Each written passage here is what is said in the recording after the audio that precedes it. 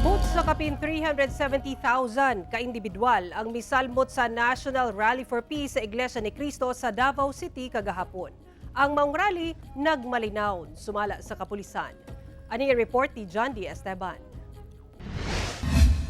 Sa drone shots, kita ang kadaghan sa misalmot sa National Rally for Peace sa Iglesia ni Cristo sa Davao City adlong Lunes. Gani sumala sa kapulisan, milapas kini sa 300,000 nga expected crowd. Kay miabot kini sa 370,000.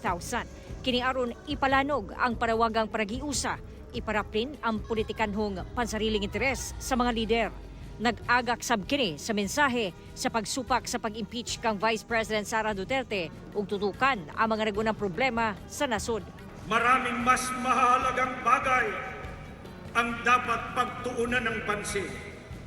Ang impeachment ay hindi lamang pag-aaksaya ng panahon, kundi hadlang sa pagtugon sa mga pangunahing problema ng bansa. Ating mahihirap na mga kababayan na mahihirap na nga, pinalala pa ng mga nangyayaring kalamidad, kriminalidad, korupsyon, mga bangayan o away pampolitika.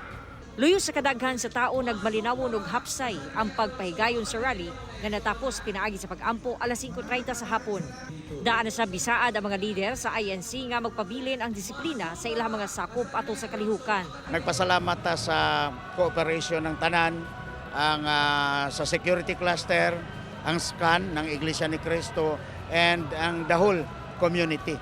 Usa sa mga mihuman sa rally, si Nanay Elsa. Sana po magkaayos na po yung mga namumuno po sa ating bansa po.